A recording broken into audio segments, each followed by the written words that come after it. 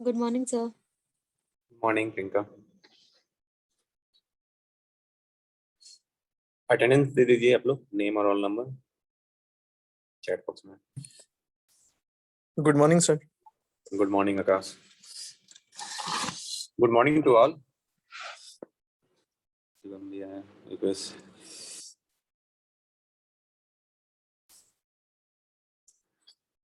देखिए आप लोग का सेकंड मिड सेम है, तो सेकंड मिड सेम में जहां तक अभी तक फर्स्ट मिड सेम के बाद जो सिलेबस कंप्लीट हुआ है ना, उसी से क्वेश्चन रहेगा। और मोस्ट प्रोबेबल जो मैं पढ़ाया हूँ और जो क्वेश्चन करवाया हूँ वहां से ही क्वेश्चन रहेगा, तो उतना पैनिक नहीं होना है। आप लोग का फर्स्ट मिड सेम का मैं कॉपी चेक कर चुका हूँ। आज मैं आंसर शीट अपलोड कर दूंगा, मतलब जिनका क्या मार्क्स आया है तो आप देख सकते हो। तो लेकिन अगर किन्हीं का वेस्ट भी आया है, जितना एक्सपेक्ट करते हैं मैक्सिमम भी है या वेस्ट है, तो उसके बाद भी सेकंड मिड सेम दीजिएगा। ऐसा नहीं कि 2 में 1 है तो मिड सेम 1 छोड़ दी, सेकंड मिड सेम 1 छोड़ देंगे। ऐसा नहीं करना है आप लोग को, मिड सेम सारा देना है। क्योंकि इससे क्या होगा ना कि आपका प्रैक्टिस भी हो जाएगा और वो सारा रिवीजन एक बार सीरियसली पढ़ोगे तो सारा रिवाइज भी हो जाएगा आपका अपने तरीका से। ठीक है। और अभी तक थोड़ा सा क्या है कि कोर्स को धीरे धीरे ले जा रहे थे। अभी आप लोग का इस मिड सेम एग्जाम जो है ना फरवरी, मतलब कि 15 फरवरी या मार्च स्टार्टिंग में ही होगा, मतलब मोस्ट प्रोबेबल। क्योंकि गेट का है अभी पेपर, तो गेट के बाद ही शायद, अभी फॉर्म भी नहीं भराया तो टाइम लगेगा। तो टाइम लगेगा, उसके बीच में हम लोग कंप्लीट कर लेंगे सिलेबस। थोड़ा स्लो चल रहे थे क्योंकि डी टू डी इन्वॉल्व होगा तो वो प्रॉब्लम हो ना हो, तो तब पर भी बहुत आगे चल गया है कोर्स। और डे टू डे आप लोग के साथ नेक्स्ट मंडे से, मतलब कि नेक्स्ट वीक में तो आप लोग का ये रहेगा, मतलब कि मिड सेम एग्जाम वगैरह। और 26 जनवरी है तो नेक्स्ट मंडे से वो लोग भी उन लोगों का भी साथ में क्लास होगा। तो आप लोग का भी फ्रेंडशिप होगा तो हेल्प कीजिएगा। अगर कोई कुछ पूछे क्वेश्चन, मतलब कि समझ में नहीं आ रहा है, उन लोग को मैं ऐसे तो क्लास लूंगा एक्स्ट्रा, मतलब रिवाइज करवाऊंगा सारा चीज। और आप लोग का भी अगर किसी का छूटा हुआ होगा ना तो उन लोग शेड्यूल करूंगा, तो अगर आप लोग ज्वाइन करना चाहते हैं तो कर सकते हैं। लेकिन आप लोग का एग्जाम रहेगा तो मे भी हमको नहीं लगता चांस मिलेगा। तो उस समय मैं पूरा रिविजन करवाऊंगा उन लोगों का फ्लैशबैक में। तो अगर उन लोगों का कुछ दिक्कत रहा, प्रॉब्लम रहा, और आप लोग से कांटेक्ट करके कंसेप्ट या कोई चीज डिस्कस करना चाहते हैं तो आप लोग शेयर कीजिएगा नॉलेज को। ऐसा नहीं है कि टाइम नहीं है चाहिए सब करके, नहीं, कोई भी चीज है तो शेयर कीजिएगा। ठीक है। किन्हीं को और लास्ट क्लास से कोई डाउट है, कुछ दिक्कत है तो पूछिए, नहीं तो फिर आगे बढ़ेंगे। देखिए अभी तक हम लोग मैग्नेटिक फील्ड फाइंड आउट करने के लिए देखे थे। ठीक है, magnetic field different different place पे देखे थे। इनफाइनाइट लाइन पे देखे, एम्पियर सर्किट लॉ के थ्रू इनफाइनाइट सीट देखे, और एक इनफाइनाइट कोएक्सियल वायर में देखे। ठीक है। तो हम लोग यहाँ भी देखे कि एक तरह से ऑब्जर्व किए कि कोएक्सियल वायर के बाहर मैग्नेटिक फील्ड फाइंड आउट नहीं कर सकता है, क्योंकि उसमें एक दो तरह का वायर होता है। इनर इनर सिलेंडर होता है, एक आउटर सिलेंडर होता है। तो इनर सिलेंडर में करंट आई फ्लो हो रहा है, तो आउटर में reverse current I minus I flow हो रहा है, जिसके कारण जो आउटसाइड ऑफ द सिलेंडर है पूरा, मतलब कि कोएक्सियल वायर है, कोई मैग्नेटिक फील्ड क्रिएट नहीं होगा। एम्पेयर सर्किट लॉ से हम लोग देखे थे। हम लोग जिस तरह से electric field, sorry electric magnetic field, electric field हम लोग देख रहे थे, उसके बाद हम लोग इलेक्ट्रिक फ्लक्स देखे थे। तो इलेक्ट्रिक फ्लक्स डेंसिटी डी देखे थे, ई के बाद डी देखे थे। तो यहाँ भी हम लोग मैग्नेटिक फ्लक्स डेंसिटी का चर्चा करेंगे आज। उसके बाद मैक्सवेल इक्वेशन देखेंगे। ठीक है, तो स्टार्ट करते हैं।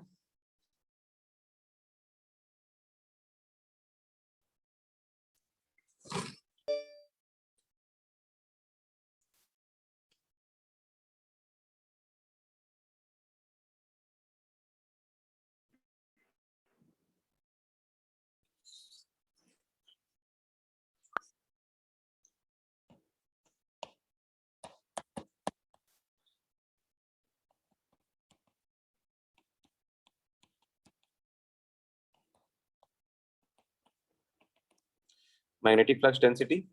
तो जिस तरह से हमारा electric flux density D equal to होता था एप्सिलॉन ई, ये ई है, दोनों लगभग कभी सेम लगता है, बच्चे लोग को कंफ्यूजन होता है, डी एप्सिलॉन ई। उसी तरह magnetic flux, this one is the electric flux density, तो हमारा magnetic flux density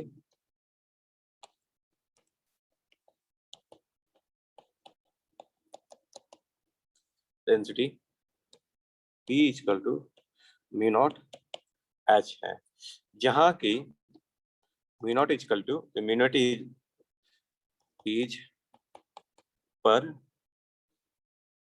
मीबिलिटी of free space, ठीक है, जो कि mu naught equal to 4 pi into 10⁻⁷ henry per metre होता है, ठीक है। ये बेसिक फार्मूला है जो आप लोग क्लास 12th में भी आप लोग देखे होंगे, B equal to mu naught H, ठीक है। तो यहाँ पर जो इलेक्ट्रिक जैसे कि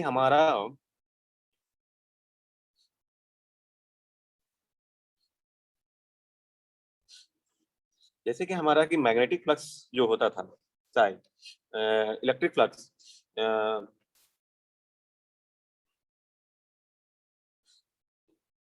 फ्लक्स जब हम लोग इंडिकेट करते थे D डॉस इक्वल टू D डॉस, और ये क्या था, हेलो, हाँ बोलिए।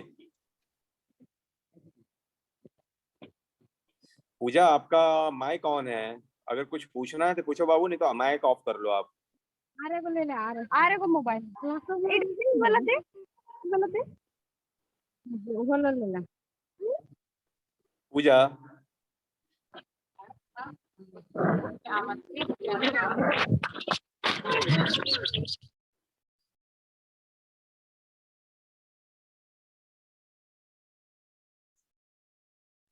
स्क्रीन शेयर हो रहा है जी? Hello,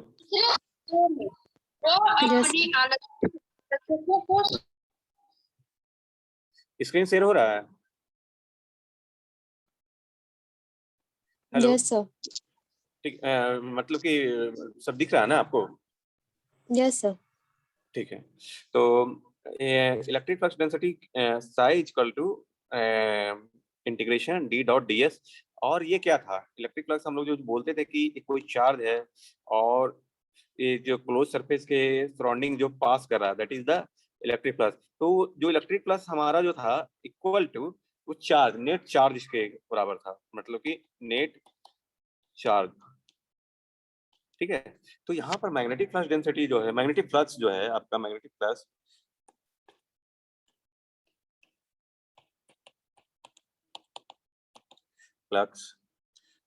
through a surface S is psi B dot DS, ठीक है। वेदर ये क्या है यहाँ पर, psi मैग्नेटिक फ्लक्स, और इसका यूनिट जो है वेवर्स है, हम लोग इसको W स्मॉल b से भी इंडिकेट करते हैं, या वेवर्स हम लोग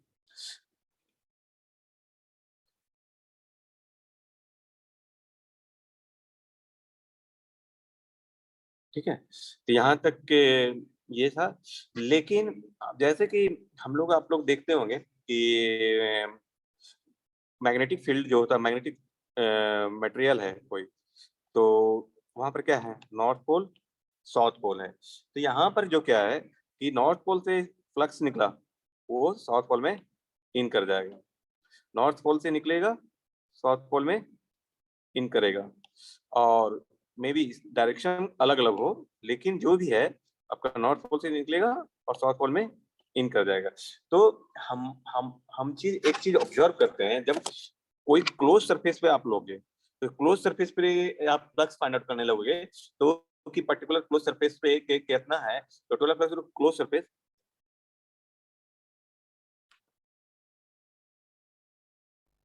magnetic flux through close surface एक पर्टिकुलर पोल नॉर्थ सिर्फ लोगे, तो ये आपका मैग्नेटिक फ्लक्स क्या आएगा, 0 आएगा, P dot DS will be 0 for an isolated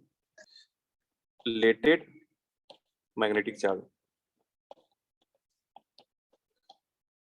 for an isolated magnetic charge, और ये डज नॉट एग्जिस्ट, मतलब कि ये मतलब ये चार्ज जो है ना एग्जिस्ट नहीं करता है। मतलब कि आप जो हम लोग सोचेंगे कि सिर्फ नॉर्थ पोल हो जाए कोई मैग्नेटिक फील्ड जहां पर क्रिएट हो रहा है किसी मटेरियल पे, जैसे कि आपका ये कोई चुंबक जो बोलते हैं हिंदी में, चुंबक ले लोगे तो उसमें नॉर्थ पोल साउथ पोल हमेशा रहेगा। मान लो कि आपका कोई नॉर्थ पोल साउथ पोल का मटेरियल है, एक मैग्नेटिक मटेरियल है, मैग्नेटिक मटेरियल नॉर्थ पोल और साउथ पोल है, अगर इसको 2 टाइम्स में ब्रेक कर रहे हैं तो फिर भी ये नॉर्थ पोल और साउथ पोल एग्जिस्ट करेगा। मान लो कि आप यहाँ से ब्रेक किए, 2 टाइम्स में ब्रेक कर दिए, 2 पार्ट्स में ब्रेक किए, यहाँ नॉर्थ था तो यहाँ अपोजिट में यहाँ साउथ क्रिएट हो जाएगा, और ये जो साउथ था यहाँ पे ऑलरेडी, यहाँ पर नॉर्थ होगा। फिर अगर आप इसको दोनों को सेपरेटली आप फिर एक ब्रेक कर रहे हो, तो मान लो कि ये ब्रेक हुआ एक और, तो ये नॉर्थ था साउथ था, फिर ये नीचे ये वाला जो ब्रेक हुआ तो ये साउथ था ऑलरेडी, तो यहाँ नॉर्थ हो जाएगा, फिर ये नॉर्थ, यहाँ नॉर्थ था तो फिर जो ब्रेक हुआ है इसके कारण ये साउथ हो जाएगा, और ऊपर में नॉर्थ ये साउथ, मतलब कि अलग अलग पार्ट है, ये अलग पार्ट है, ये अलग पार्ट है, ये अलग पार्ट है, ये अलग पार्ट है, और ये अलग पार्ट है, उसके लिए मैं बोल रहा हूँ ये अलग पार्ट है। मैंने 4 टाइम्स में ब्रेक किए हैं तब। तो हमेशा जो जो मैग्नेटिक फील्ड है, मैग्नेटिक फ्लक्स है, और या मैग्नेटिक पोल्स जो आप बोल रहे हैं, मैग्नेटिक पोल्स हमेशा नॉर्थ एंड साउथ पोल में ही रहेगा। मतलब कि मोनोपोल या आइसोलेट पोल वो मतलब कि पॉसिबल ही नहीं है कि एग्जिस्ट करे, ठीक है।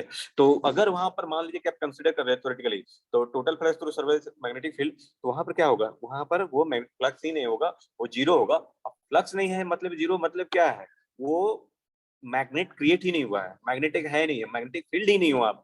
मैग्नेटिक फील्ड होगा तब तो फ्लक्स होगा। और जब जैसे क्योंकि आप ये देखिए B dot D S equal to zero, किसी पर्टिकुलर सरफेस पर मैग्नेटिक फ्लक्स जीरो हो रहा है, तो किसी पर्टिकुलर सरफेस के लिए जीरो हो रहा है। मान लीजिए कि बी और कोई सरफेस से इंटीग्रेशन कर रहे हो, सरफेस का वैल्यू कुछ आ रहा है 4 pi r square equal to zero, तो v इक्वल टू क्या आ जाएगा जीरो। तो मतलब कि मैग्नेटिक फील्ड जो flux density, magnetic flux density जो है आपका वही जीरो हो जाएगा। बी जीरो है मतलब कि एच भी जीरो का आएगा। तो यहाँ पर ये पॉसिबल ही नहीं है कि सिंगल पोल एग्जिस्ट करेगा, ये हमेशा जब भी रहेगा तो आपका मोनोपोल डबल पोल में रहेगा, नॉर्थ पोल और साउथ पोल में रहेगा, ठीक है। यहाँ तक इन्हें को डाउट है तो बोलिए।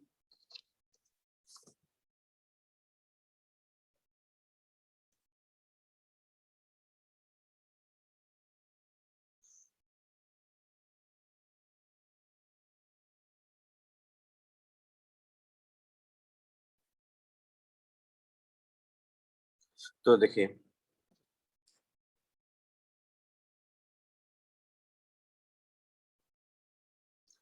तो एक चीज यहाँ तक इन्हीं को डाउट है, आगे बढ़े। Yes, sir. Yes, sir. No sir, yes sir. The total flux through a close surface in magnetic field must be zero in a magnetic field must be zero, that is b dot is equal to zero। और इसको हम लोग Gauss divergence से हम लोग लिख सकते हैं b dot D S equal to volume integral del dot B DV equal to zero, और इसको del dot B equal to zero हम लोग कर सकते हैं। That is the fourth equation of Maxwell, ठीक है। ये फोर्थ इक्वेशन ऑफ मैक्सवेल है। तो मैक्सवेल का इक्वेशन हम लिखने जा रहे हैं एक पॉइंट फॉर्म में, और मतलब डिफरेंशियल फॉर्म में और इंटीग्रल फॉर्म में, एज वेल एज उसका रिमार्क्स वो कहाँ से आया है वो भी मैं नोट कर रहा हूँ। ये समटाइम्स आपको एमसीक्यू क्वेश्चन या ऑब्जेक्टिव क्वेश्चन में आता है कि डिफरेंशियल फॉर्म में मैक्सवेल फर्स्ट इक्वेशन क्या होगा, सेकंड इक्वेशन क्या होगा, उसका रिमार्क कहाँ कहाँ से वो आया है। जैसे कि फर्स्ट इक्वेशन गॉस लॉ से आया है, सेकंड इक्वेशन आपका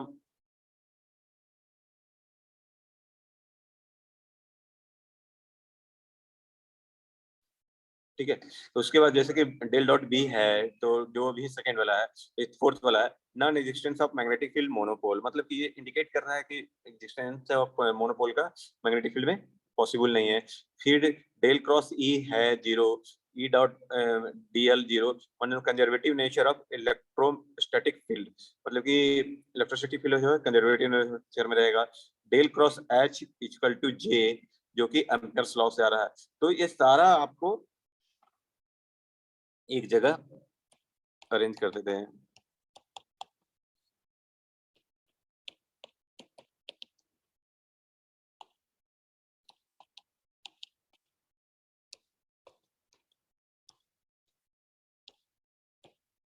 देखिए, अभी तक जो मैक्सवेल इक्वेशन हम लोग जितना भी पढ़े हैं, जहां पर कि स्टैटिक फील्ड्स के लिए, static fields in the sense मतलब कि चार्ज जो है आपका स्टैटिक में है, चार्ज स्टैटिक में है, मतलब कि उसके लिए हम लोग को देखना है। ठीक है, तो डिफरेंशियल फॉर्म,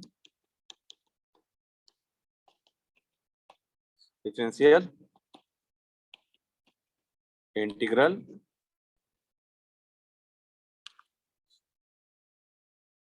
इंटीग्रल और रिमार्क्स।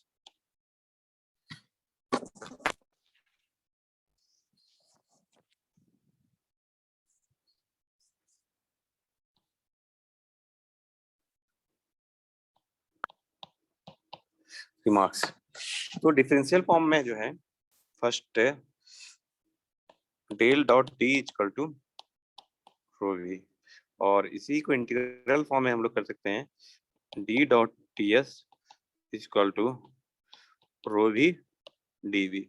रिमार्क्स कहाँ से आया है? ये Gauss, indicate the Gauss law, first equation. उसके बाद आपका del cross E equal to 0, that is the line integral of E dot D L equal to 0, और ये क्या इंडिकेट कर रहा है? Conservative nature of electrostatic field.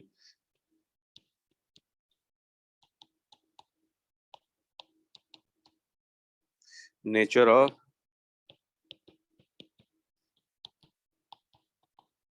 Electrostatic field. Next है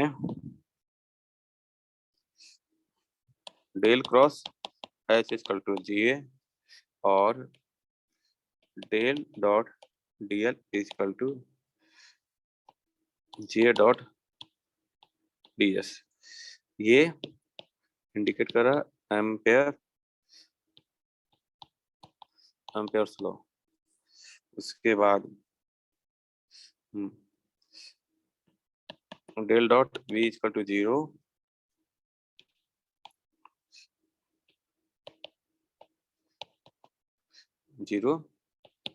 that is the non existence of magnetic monopole, non existence of magnetic monopole. ये सारा मतलब कि ये अलग अलग इक्वेशन है, और इसे कहाँ क्या इंडिकेट करता है? जैसे first Gauss's law, second one is the conservative nature of electrostatic fields, second third one is the Ampere circuit law, और fourth one is the non existence of magnetic monopole. यहाँ तक इन्हीं को कुछ डाउट है, पूछना है तो पूछिए, फिर मैं इसका फिर नेक्स्ट चैप्टर है उस पर मैं मूव करूंगा, जहां पर कि मैग्नेटिक फोर्स हम लोग देखेंगे, मैग्नेटिक फोर्स और मटेरियल्स एंड डिवाइसेस के बारे में हम लोग चर्चा करेंगे। जैसे मैग्नेटिक डिवाइसेस और मैग्नेटिक फोर्स और मैग्नेटिक मटेरियल जो भी है उसके बारे में हम लोग चर्चा करेंगे। जैसे कि इलेक्ट्रिक मटेरियल था ना, उसी तरह यहाँ पर हम लोग का मैग्नेटिक मटेरियल और ये सब देखना है। देखिए, इलेक्ट्रोस्टैटिक्स फील्ड जो हम लोग देखे थे, इलेक्ट्रोस्टैटिक्स फील्ड से जो देखे थे कि क्या है था, स्टैटिक्स चार्ज के लिए था। चार्ज जो है आपका स्टैटिक मोशन में है, लेकिन जो मैग्नेटिक जो आपका जो भी देख रहे हैं मैग्नेटिक फील्ड या मैग्नेटिक से करंट, तो वहां पर करंट जो भी आ रहा है या क्रिएट हो रहा है, मीट मीन्स द चार्ज जो है मोशन में है, चार्ज मोशन में है। तो जब चार्ज की बात आएगी तो मान लीजिए कि मैं टॉपिक लिख देता हूँ, उसके बाद मैग्नेटिक फोर्सेस, मैग्नेटिक फोर्सेस। मान लीजिए कि कोई दो वायर है, इसमें करंट I1 फ्लो हो रहा है और इसमें करंट I2 फ्लो हो रहा है। जब करंट I1 और I2 फ्लो होगा इसमें, जब ये करंट I1 फ्लो हो रहा है, इस क्या होगा, यहाँ पे मैग्नेटिक फील्ड क्रिएट होगा, और मैग्नेटिक फील्ड जो इसका जो B1 है और यहाँ पर B2 है, ये B1 जो क्रिएट होगा और ये इफेक्ट किस पर पड़ेगा, B2 इस वायर पे, लूप ये 1 वायर है, ये 2 है, 2 वाले वायर पर इफेक्ट पड़ेगा। और I2 के कारण जो करंट फ्लो हो रहा है इस लूप में, और उस पर जो मैग्नेटिक फील्ड क्रिएट हो रहा है B2, तो मैग्नेटिक फील्ड उसका जो इफेक्ट है वो 1 पर पड़ेगा। तो इस चीज को देखते हुए हम लोग को डिफरेंट कंडीशन में, डिफरेंट कंडीशन में हम लोग को मैग्नेटिक फोर्स देखना है कि क्या इफेक्ट पड़ेगा। जैसे कि चार्ज की बात आई, तो charge first of all statics है, तो आपका जो है इलेक्ट्रोस्टैटिक फोर्स रहेगा Fe। उसके बाद जब मोशन में आएगा तब आपका क्या है, फोर्स आपका कौन सा आएगा, मैग्नेटिक फोर्स। तो हम लोग उसी पर हम लोग आज डिस्कस करेंगे, ठीक है।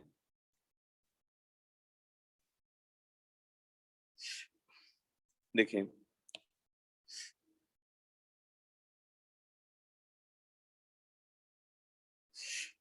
थ्री वे है, there are three way to magnetic field can be experience. तो 3 कंडीशन में हम लोग देखेंगे कि रहेगा magnetic field. First one, due to moving charge particles in B field. कहीं भी मान लीजिए कि यहाँ पर चार्ज पार्टिकल हो रहा है, मतलब मूव कर रहा है लूप 1 में, that is the current I1, और वो किसी मैग्नेटिक फील्ड में है, मान लो यहाँ B2 था लिखा हुआ, तो B कोई अलग से मैग्नेटिक फील्ड है, या आप मैग्नेटिक मटेरियल रख दिए हैं जो वो मैग्नेटिक फील्ड क्रिएट कर रहा है, वहां पर वो मूव कर रहा है, दैट इज द एक कंडीशन ये है। वहां पर करंट के थ्रू हम मैग्नेटिक फील्ड क्रिएट नहीं कर रहे हैं, ऑलरेडी मैग्नेटिक मटेरियल है, मैग्नेटिक मटेरियल के पास एक वायर है और वहां पर चार्ज मूव कर रहा है, वो एक कंडीशन है। उस कंडीशन में वो उस पर फील होगा magnetic force. Second one is the on A current element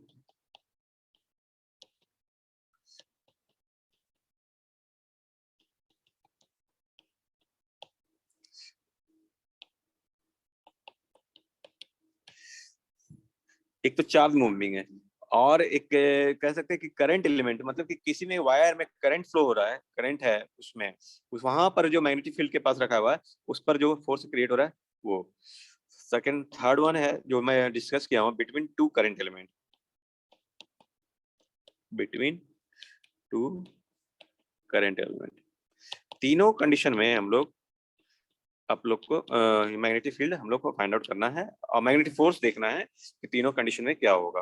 तो फर्स्ट वन है कि due to moving charge, charge move कर रहा है और चार्ज पार्टिकल्स मूव कर रहा है इन बी फील्ड, मतलब कि जो मैग्नेटिक फील्ड रखा हुआ है, मैग्नेटिक फील्ड मटेरियल रखा हुआ है, वहां पर हम लोग देख रहे हैं कि चार्ज मूव कर रहा है, तब फोर्स के बारे में चर्चा करना है, फोर्स को देखना है। ऑन ए करंट एलिमेंट, एक वायर है जहां पर करंट IDL हो सकता है, वायर हो सकता है, सीट हो सकता है, आपका जो चार्ज डेंसिटी सीट है, वॉल्यूमेट्रिक चार्ज हो सकता है, वॉल्यूमेट्रिक करंट फ्लो हो रहा सकता है। तो जो भी करंट फ्लो हो रहा है फोर्स ऑन, वो मैग्नेटिक फील्ड में रखा हुआ है, कोई पर्टिकुलर एक्सटर्नल मैग्नेटिक फील्ड है वहां पर रखा हुआ। एक है नेक्स्ट क्वेश्चन, नेक्स्ट कंडीशन है बिटवीन टू करंट, मतलब कि दो लूप है, दोनों में करंट फ्लो हो रहा है, दोनों में मैग्नेटिक फील्ड क्रिएट हो रहा है, एक दूसरे पर इफेक्ट डाल रहा है। तो वो कंडीशन, 3 कंडीशन पर हम लोग को मैग्नेटिक फोर्स देखना है। First one, force on A charge particle.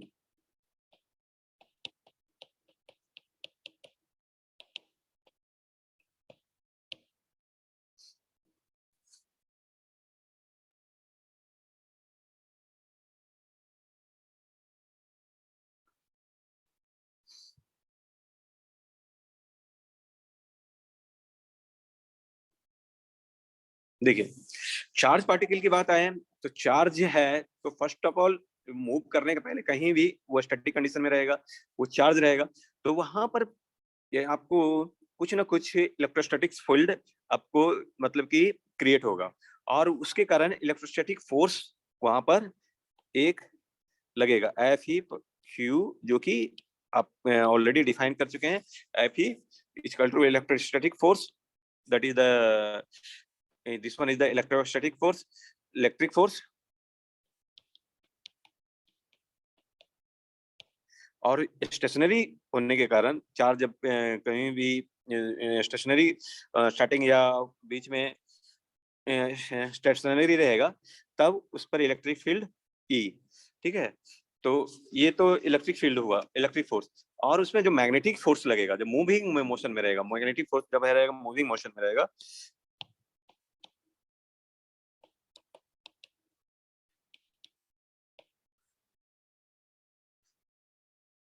Magnetic force जब आपका चार्ज मूविंग मोशन में है तो F M equal to Q U cross magnetic field B. ये आपका दो फोर्स, ये जब चार्ज पार्टिकल के रूप में रहेगा तब ये दो फोर्स लगेगा। तो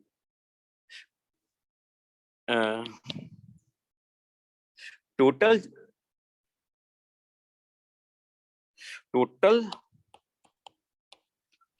सर यू क्या फोर्स, है उसमें ऊपर वाला इक्वेशन पे? अच्छा अच्छा अच्छा अच्छा, यू चार्ज वेलोसिटी है, U is Q is charge, B is magnetic field. Clear? Yes sir. ठीक है। और ये जो चार्ज है, ये जो वेलोसिटी है, दैट इज द आपका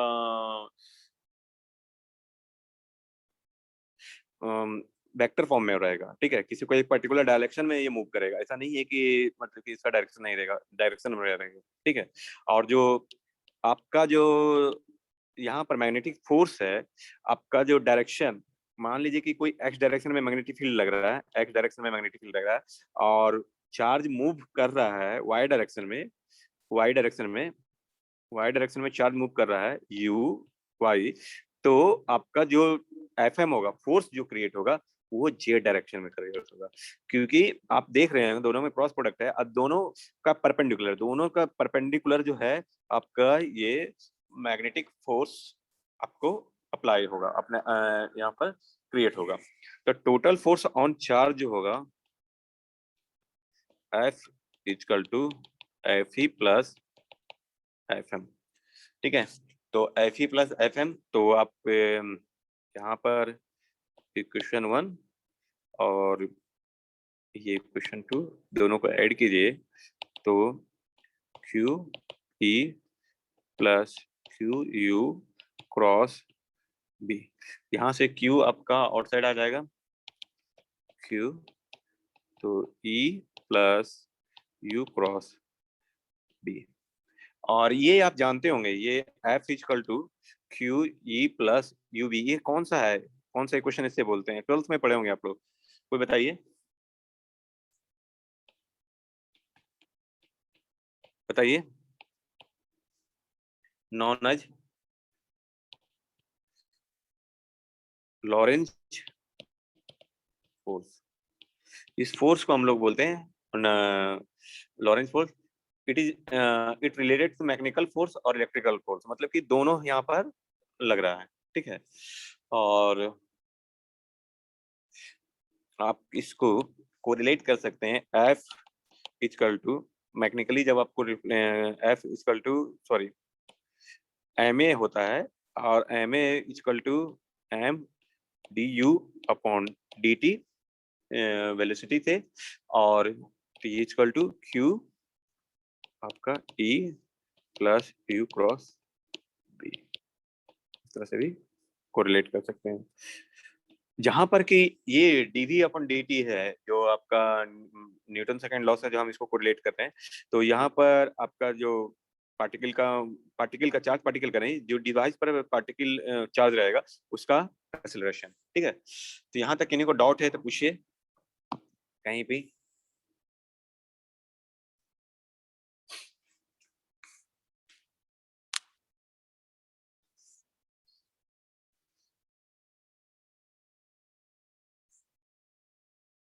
आगे बढ़े। Yes, sir. Yes, sir. देखिए B number, force on a current element. कोई करंट एलिमेंट है, उस पर हम लोग का फोर्स करना है, ठीक है। तो मान लीजिए कि आईडीएल, मतलब कि आईडीएल है करंट कैरिंग एलिमेंट, कोई करंट है और उसमें डीएल लेंथ है, मतलब कि उसको इंटीग्रेट कर दोगे आप तो इंटायर लेंथ निकल जाएगा जहां तक आपको निकालना है। तो हम लोग को यहाँ पर determine force for small element of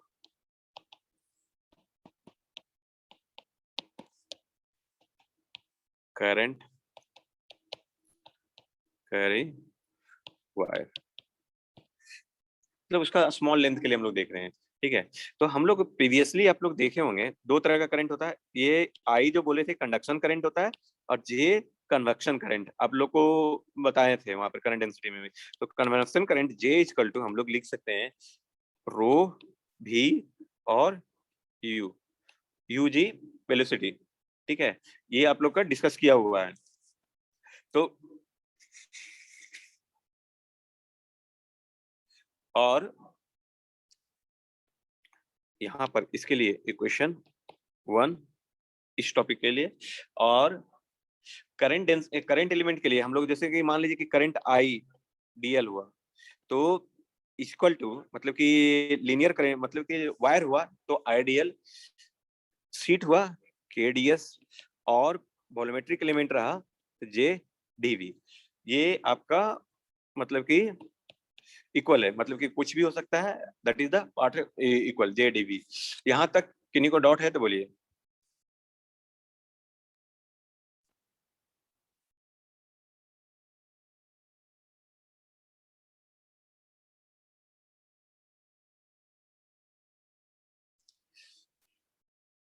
तो देखिए, तो आई आई फ्रॉम 1 एंड 2 पे हम लोग कर सकते हैं I D L equal to यहाँ से देखिए, तो जे इक्वल टू क्या था, रो भी यू, और ये डीवी डीवी, और यहाँ से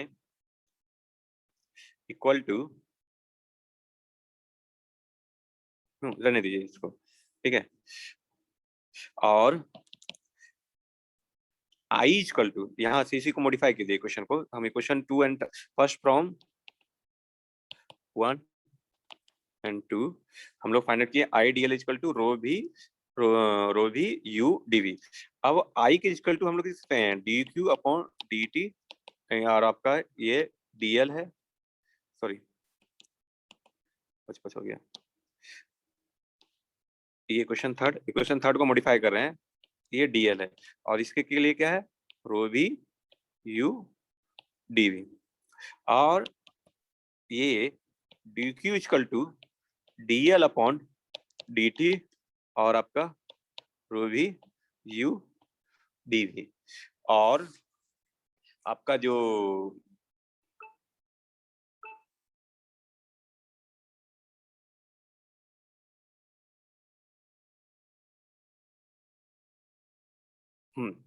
आपका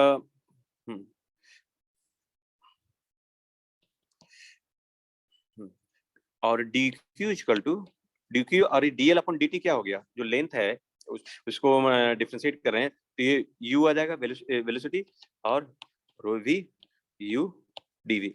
ये क्वेश्चन 4 रहने दीजिए। और यहाँ से आप देखेंगे हम लोग जो मॉडिफाई किए हैं आई डीएल को डी क्यू यू मॉडिफाई किए हैं, है ना। क्वेश्चन 5 आप इसको, आप यहाँ पर डी क्यू इक्वल टू, आप यहाँ पर यहाँ से भी देख सकते हैं D q small charge, d Q equal to rho v u cancel out, और ये डी, मतलब कहने का मतलब कि जो स्मॉल चार्ज ऐसे रहेगा, और ये volume charge density into small part of the volume, उतना तक में कितना चार्ज होगा, स्मॉल चार्ज आएगा, तो यहाँ से ये आ जाएगा। तो लेकिन आईडीएल इक्वल टू हम लोग डी क्यू यू वो फाइंड आउट किए हैं। तो आपका आप देखेंगे कि आइडियल क्या है, आइडियल है, आइडियल जो है आपका डी क्यू और यू है, डी क्यू और यू है, दो स्मॉल एलिमेंट के लिए है। तो आप अभी जो हम लोग यहाँ पर देखे हैं कि क्या कहाँ गया, सॉरी ऊपर में मैग्नेटिक फोर्स, एक मिनट छोड़ दीजिए, magnetic force equal to F M equal to हम लोग देखें Q U cross B, Q U cross B. ये चार्ज जो है टोटल चार्ज था, लेकिन जब हम लेंथ वायर बोल रहे हैं, वायर का बोल रहे हैं कि वायर है, उसका हम स्मॉल एलिमेंट डीएल ले रहे हैं, तो चार्ज हमारा क्या आ रहा था डी क्यू, और तो वहां पर क्या होगा, स्मॉल की बात करेंगे तो डी क्यू हो जाएगा, डी क्यू और U, D Q equal to क्या आ रहा है, आई डी एल आ रहा है। तो आप जब क्वेश्चन 5 से देखेंगे तो हमारा जो मैग्नेटिक फोर्स है एफ, एफ मैग्नेटिक फोर्स जो है हमारा क्या हो जाएगा, I D L cross B. तो और जो कि यहाँ पर चार्ज के रूप में नहीं है, करंट के रूप में है, तो यहाँ पर इलेक्ट्रिक फील्ड नहीं रहेगा, यहाँ पर सिर्फ मैग्नेटिक फील्ड लगेगा, जिसके कारण आपका मैग्नेटिक फोर्स रहेगा जो कि आइडियल क्रॉस को फाइंड आउट होगा। ये लीनियर करंट करंट वायर रहेगा तब ये कंडीशन है। और अगर इसी तरह सिमिलर वे से अगर ये वायर कोई शीट रहा तो आपका क्या होगा, सॉरी, और ये भी है ना डीएफ रहेगा जी, स्मॉल डीएफ रहेगा, क्योंकि स्मॉल वायर के लिए हम लोग कंसीडर कर रहे हैं ताकि टोटल फोर्स नहीं रहेगा, that will be the small force, मतलब कि जो स्मॉल एलिमेंट पर फोर्स हो रहा है। अब इसी को एफ लेना है तो आपको इंटीग्रेट करना होगा, एफ इक्वल टू क्या हो जाएगा, integration of overall all linear path I D L cross B आपको करना पड़ेगा। यहाँ तक इन्हीं को डाउट है तो बोलिए।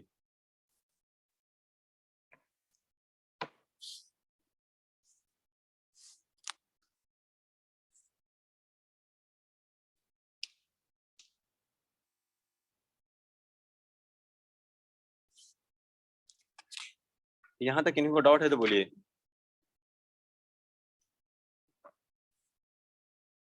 ठीक है, आगे बढ़े। Yes sir. ठीक है, तो देखिए अभी हम लोग डिसाइड किए, हम लोग फाइंड आउट किए हैं D Q U equal to I D L. ठीक है, और ऑलरेडी हम लोग जानते हैं आई डी एल के डी एस और जे डी वी इक्वल होता है। और ये किसके किसके लिए, ये आपका लीनियर वायर, ये सीट के लिए है, ये वॉल्यूमेट्रिक एलिमेंट के लिए है।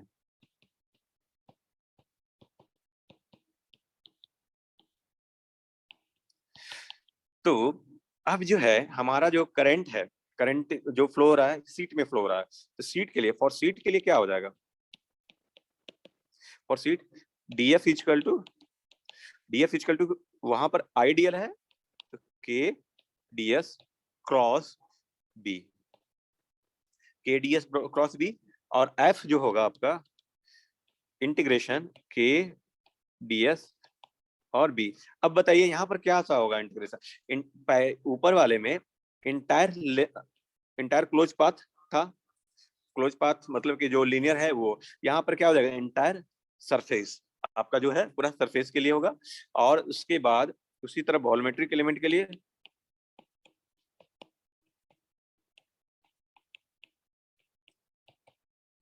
DF equal to K, sorry K नहीं, जे डीवी क्रॉस बी, और F equal to integration J DV cross B. यहाँ तक इन्हीं को डाउट है तो बोलिए।